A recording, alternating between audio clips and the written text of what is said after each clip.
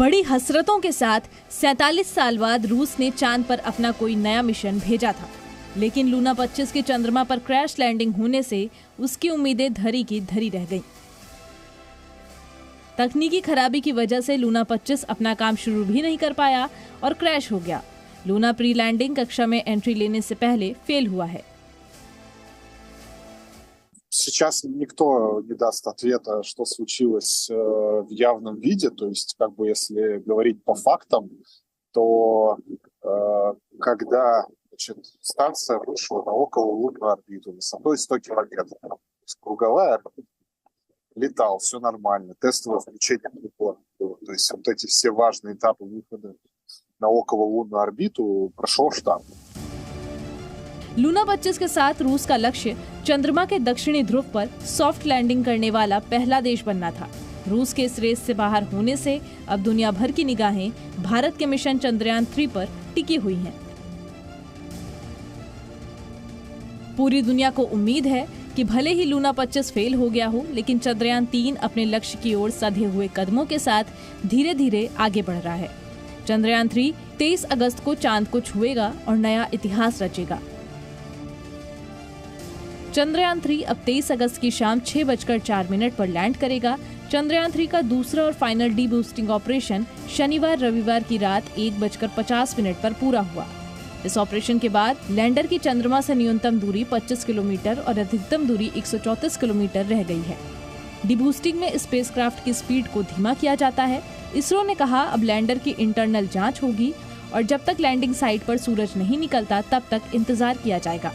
23 अगस्त को शाम 6:04 पर सबसे कम दूरी यानी 25 किलोमीटर की ऊंचाई से सॉफ्ट लैंडिंग कराने की कोशिश की जाएगी। सबसे पास वाला वो एलिप्टिकल ऑर्बिट में वो 25 किलोमीटर ही दूर है और इसका मतलब ये है कि धीरे धीरे उसे चंद्रमा के और पास लाया जा रहा है कि वो 23 अगस्त को ठीक तरह लैंड कर सके। लेकिन ये है कि ये बहुत ही हाई प्रिसिशन वो है, ये बहुत ही हाई प्रिसिशन मैनूवर्स है और अगर कुछ भी गलती हो गया फिर वो और गलती हो सकता है, तो मेरे ख्याल में ऐसा नहीं होगा। यानी अब सबकी नजरें 23 अगस्त को टिक गई हैं। 23 अगस्त की शाम को चंद्रयान 3 के लैंडर को 25 किलोमीटर की ऊंचाई से चांद की सतह तक पहुंचने में करीब 15 से 20 मिनट लगेंगे।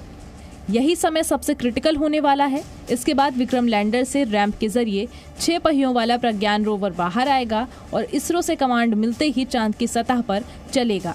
इस दौरान इसके पहिए चांद की मिट्टी पर भारत के राष्ट्रीय चिन्ह अशोक स्तंभ और इसरो के लोगो की छाप छोड़ेंगे। चंद्रयान 3 अपनी कक्षा में सही ढंग से एज प्रोग्राम्ड एज प्लान्ड जो है वो चल रहा है। ये बेहद जो है राहत की बात है कि एक किस्म से टेक्स्ट बुक लॉन्च हुआ और उसी हिसाब से जो है अब तक की जो है हम चलते चलते चंद्रमा की दहलीज तक जा पहुंचे हैं और उम्मीद करते हैं कि 23 तारीख को जब लैंडिंग शाम के समय कराई जाएगी वो भी एकदम सही ढंग से चलेगी, क्योंकि उसके लिए जो है लैंडर रोवर पूरी तरह से जो है प्रोग्राम्ड हैं और वो काफ़ी ऑटोनोमस मोड में ही उनको चंद्रमा की सतह पर उतरना है। अब हम आपको चंद्रयान 3 के लैंडिंग प्रोसेस के बारे में भी बता देते हैं। 25 किलोमीटर की ऊंचाई से लैंडिंग प्रोसेस शुरू होगी। लैंडर की रफ्तार 1680 मीटर प्रति सेकंड से 2 मीटर प्रति सेकंड पर लानी होगी। लैंडर रोवर दोनों ही पावर जनरेट करने के लिए सोलर पैनल यूज करेंगे। अभी चंद्रमा पर रात है और 23 अगस्त को सूर्योदय होगा। उसके बाद चंद्रयान 3 की लैंडिंग की जाएगी।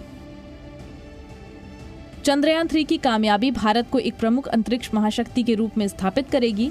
अमेरिका और रूस के बाद चीन चांद पर जाने वाला तीसरा देश है। चंद्रयान 3 की कामयाबी के साथ भारत चांद पर पहुंचने वाला चौथा देश बन जाएगा। चंद्रयान 3 के सॉफ्ट लैंडिंग के ऐतिहासिक पल की लाइव स्ट्रीमिंग की जबरदस्त तैयारी की जा रही है। इस महत्वपूर्ण घटनाक्रम का सीधा प्रसारण 23 अगस्त को शाम 5:27 से शुरू किया जाएगा। सॉफ्ट लैंडिंग का सीधा प्रसारण इसरो की वेबसाइट के अलावा इसरो के YouTube चैनल और Facebook पेज पर होगा।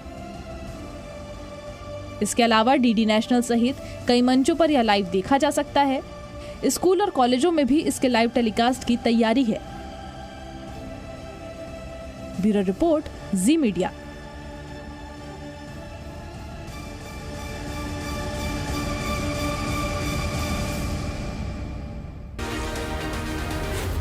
Z News.